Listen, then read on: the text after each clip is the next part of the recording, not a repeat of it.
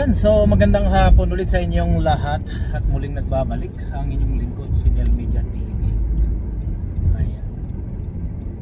So, ayan, hapon na dito at ano namang oras dyan sa Pilipinas. So, kung ngayon ay 3:33, 4, 5, 6, 6:30.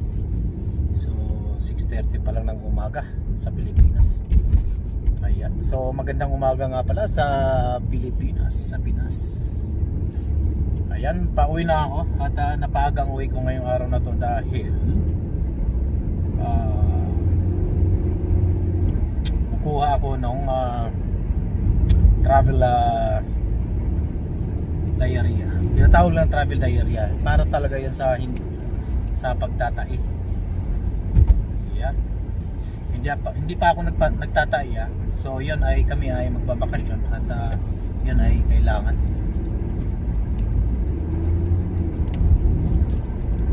Na hopefully ay sana ay effective. Ayun.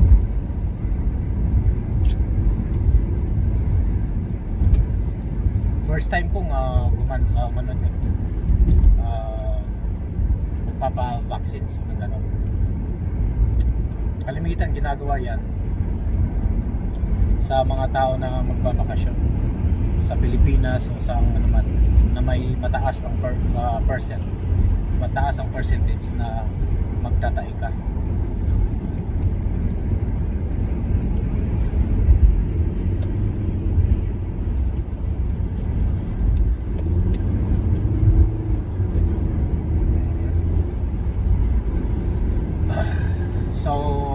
Percentage lang naman sa Pilipinas ay nasa 7% na pwede kang magtatay.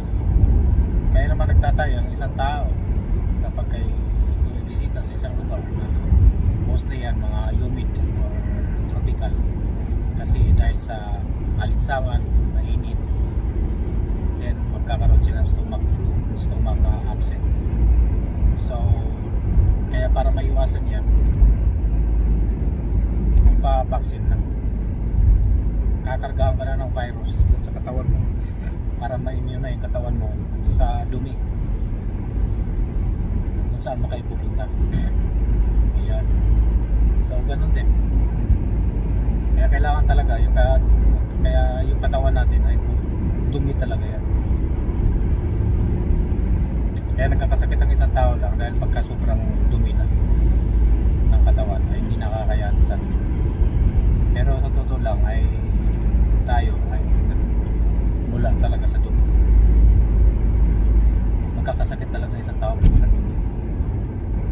Kaya yan, tinan mo, imagine mo, vaccine yan, vaccine ng virus, tuturok sa'yo para hindi ka magtatay. Diba?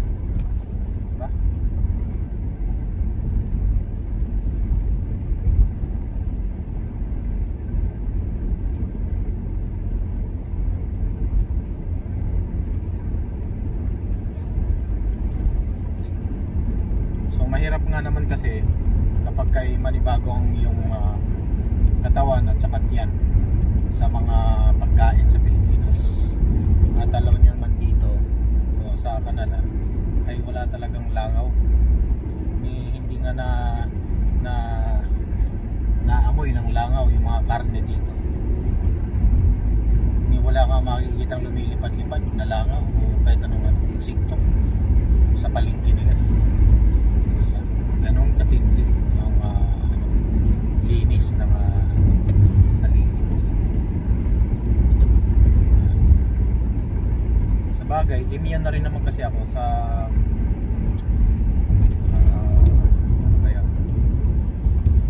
sa pag-a-abroad, kasi mga vaccinated, mga vaccines na rin ang mga tinutulong sa amin kahit nasa ibang bansa.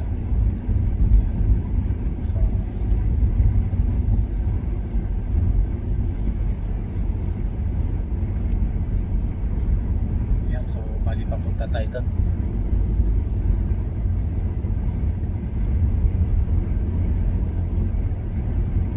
Yan, temperature pala dito ay -7 lang. Feels like -12. Hindi ka ng lamig pero nangangagat sobra. wala pa naman kasing hangin eh. May hangin yan, taas yan.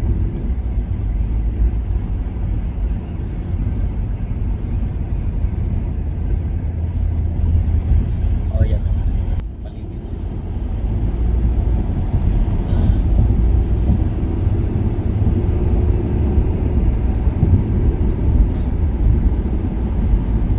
Diba?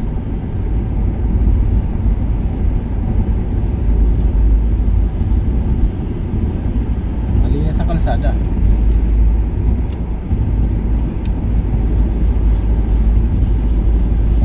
Ayan.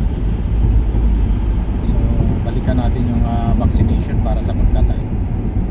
Yun talaga, kailangan talaga pag nagta-travel kayo. Kaya, sino man sa inyo ang nagta-travel, dapat gumawa kayo ng travel. Tinatawag na ang travel diarrhea. So, parang capsule lang siya. I-take siya. So, iba-iba naman kasi klase. Hindi ko pa alam sa akin kung anong iba pa i-take sa akin. So, malalaman ko pa lang yan mamaya sa doktor ko. So, kaya nagpa-appointment na kagad ako. Wala nang oras. Next week, alis na kami.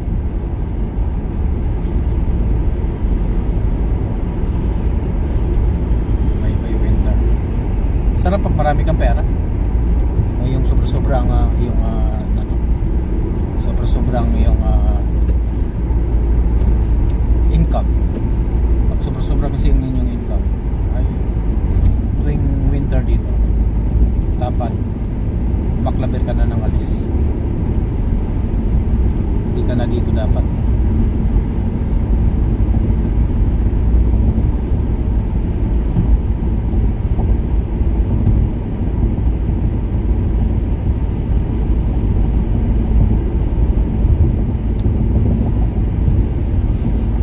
Sa ibang bansa ulit na kung saan mainit at malinsangan, doon ka ganun din ang ginagawa sa mga Arabo din.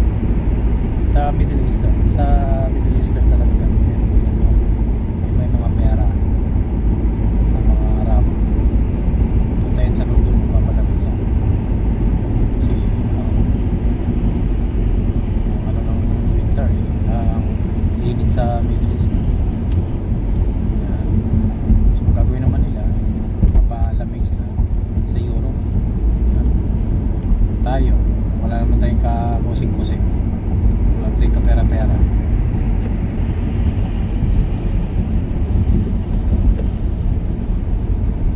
Di tambay, manitili tayo sa isang lugar. Dahil walang pera. Yung tao na walang pera, manatili na talaga sa isang lugar.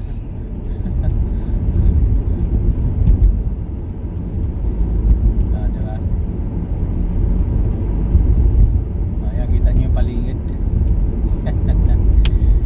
Ay nawa. So medyo mabigas na tong dala ko dahil mayroong dito isang sakong sandbag. Yan, paligid na yan ay puro ice. Yan, puro snow.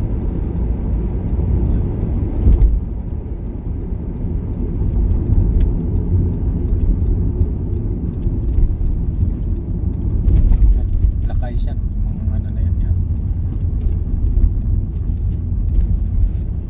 Yalpa sila.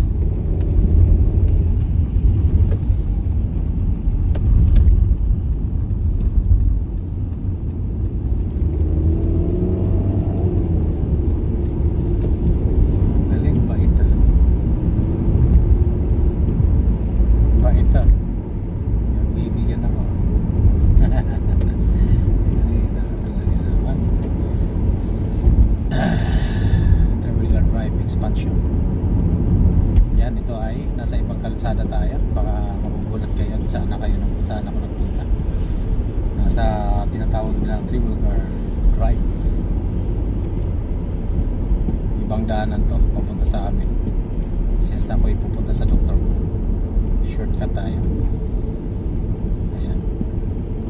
Para sa kalaman sa lahat, ako ay 11 years na dito sa Edmonton, Alberta.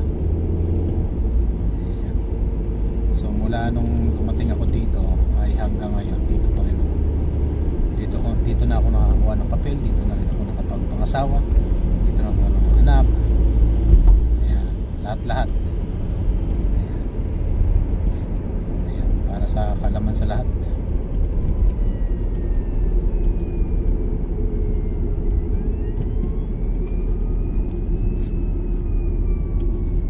Yan, narinig niyo yung bumbero.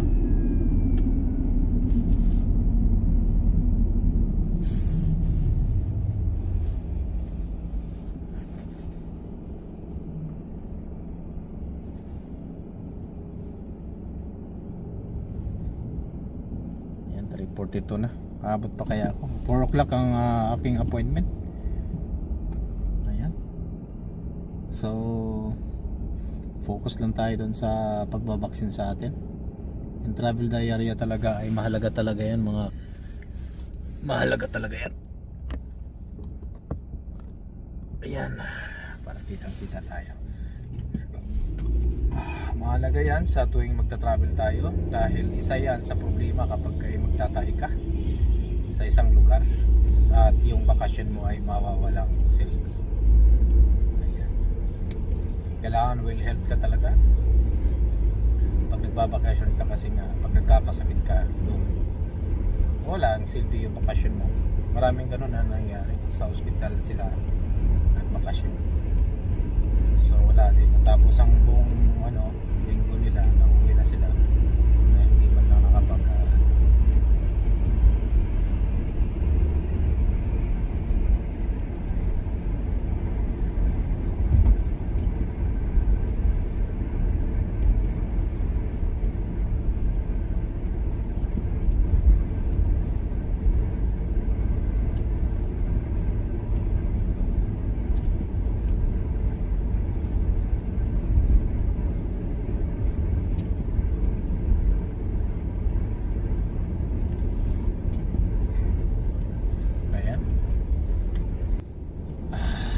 natin yung position ng ating camera. Medyo madulas-dulas dito.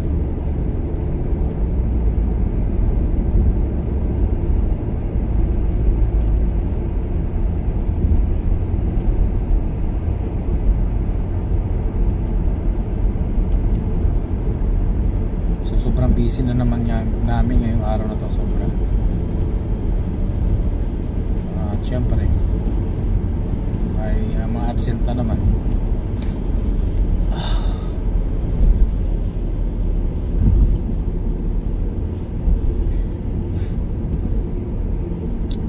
Ako'y nag-aalala sa pag-uwi namin sa pag nagbakasyon kami, kasi wala naman akong kapera-perang naipon, dahil sakto lang naman ang pang-araw-araw namin talaga.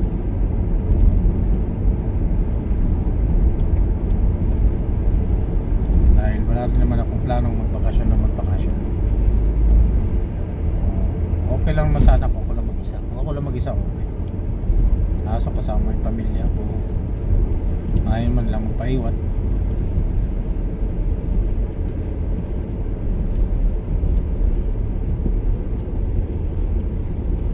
Yan, itong lugar na to ay medyo madulas.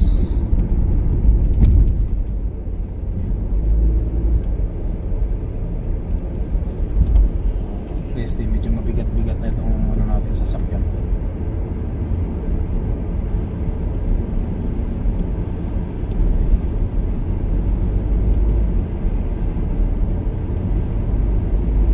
Ayan.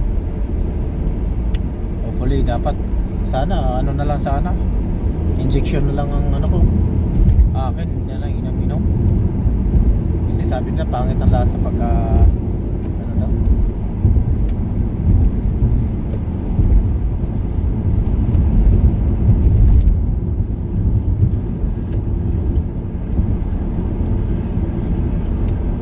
Pangit ang lasa pag iniinom. Hirap yan.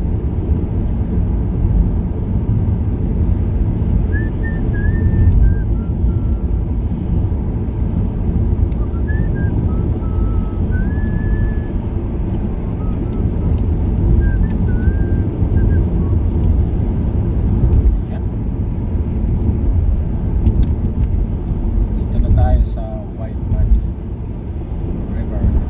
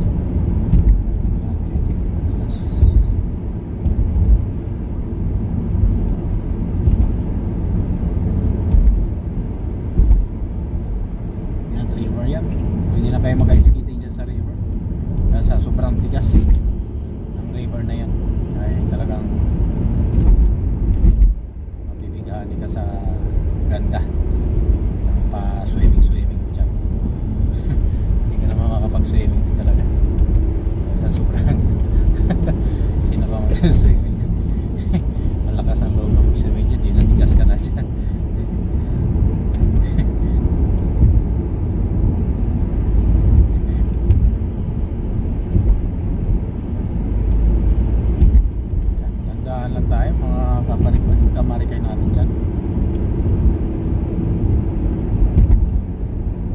At siguro ay aabot tayo sa ating appointment. Kung hindi lang kailangan talaga, hindi na ako magpapaganit yan. Kaso kailangan. Sa tagal ko ba naman na hindi umuwi, tandaan nyo, pag kayo kasi talaga pag tagal lang hindi umuwi, wala na kayong mikrobyo sa katawan ninyo. So hindi na kayo immune dun sa mikrobyo na meron tayo sa atin. Kaya tiyak sigurado maninibago katawan.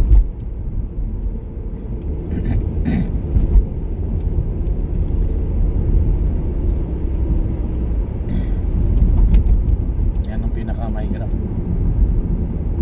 11 years ulit hindi ako nakauwi.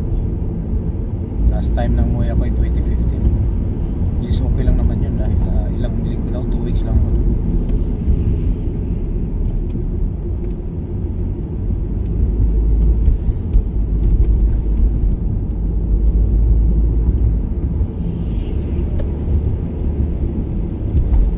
Ayan. Sana naman okay naman lahat. At napakamahal ng mga hotel natin sa atin. Grabe, 20,000, 40,000. Grabe naman yun. Itong klaseng mga hotel yan, sobrang mahal. Dapat nag-ukada ka na lang, you know? Ukada magkano ba? 1 million isang gabi? Baka 1 million isang gabi. Grabe yun, oh. Pero grabe, no, dami pa rin mayaman sa atin, oh. Sa totoo lang, marami mga Pilipinong mayaman. Yun, delikado yun. Kita nyo yan? Dumulas. Yan ang mahirap. Pagpaliko ka tapos bigla kang yung Tesla dito mga kaparigoy ay parang easy lang, simple lang, wala, hindi lang gano'ng pinapansin. Sa Vancouver naman, ang mga Tesla ay yan ang pinagamit nila ng taxi kasi tipid sa gas.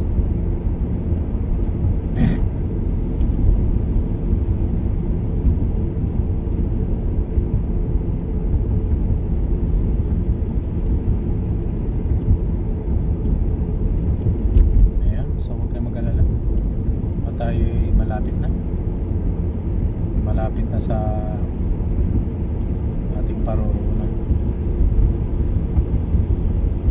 Yan. Ganito lang kakipot ang mga daanan ngayon dito kasi kipot lang sa Pilipinas.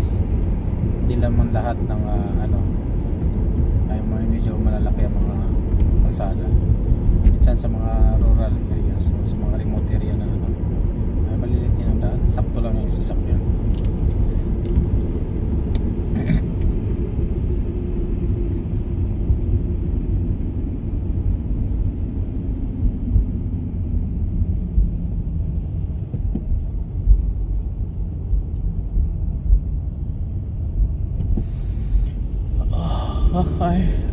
Ay. Siya nakakantok eh. Ayan. Mabas lang tayo ng 3:30. So ngayon ay 3:51 na. So 20 minutes na tayo na, 25 minutes na tayo na tayo.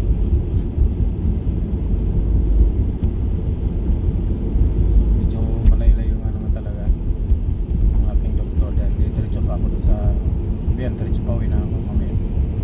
Hopefully sana walang bayan. Kasi pag ilang ko natin nalagay ko naman ito, wala siguro. Resita lang naman ito.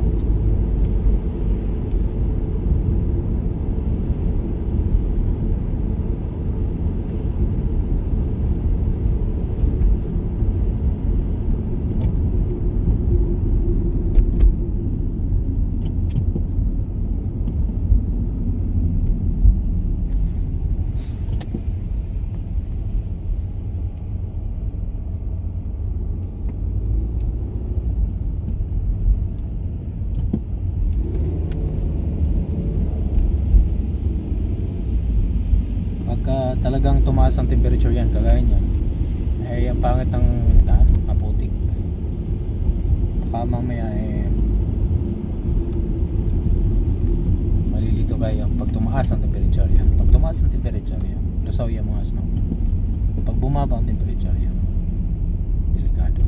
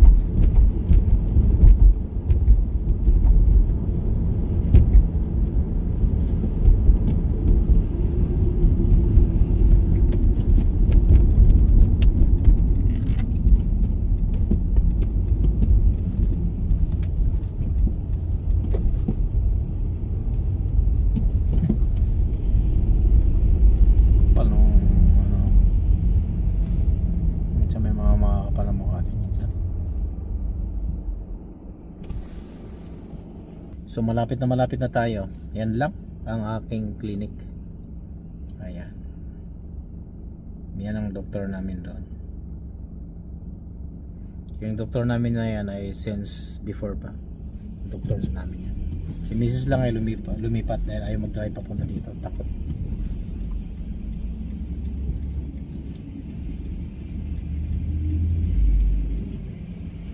Ayan. Nagmamadali yung muko ngayon saan mabangga siya. Minsan nakakatawa minsan yung tao eh, no? Lagi nagmamadali sa pagmamaniho. Eh ang traffic. Samantala pagka sa highway mo sila pa aklabirin. Pag sa highway mo sila, napakabagal nila. Pero pag sa mga ganito na traffic, parang akala mo kinakarira yung ano eh. Wala naman silang malulusutan. Diba?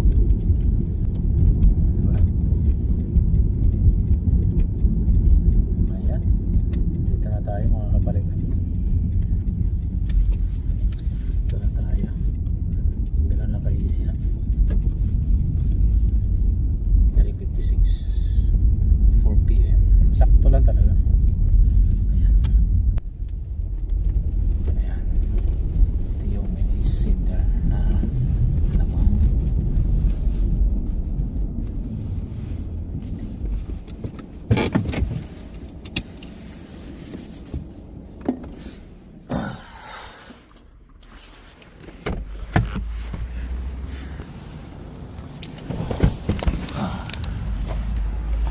Loob. Okay. See you. Ayan. Maraming salamat ulit sa inyong pagsubaybay sa aking mga salitang Buhay Ganda. Kaya dito lang sa Buhay Canada.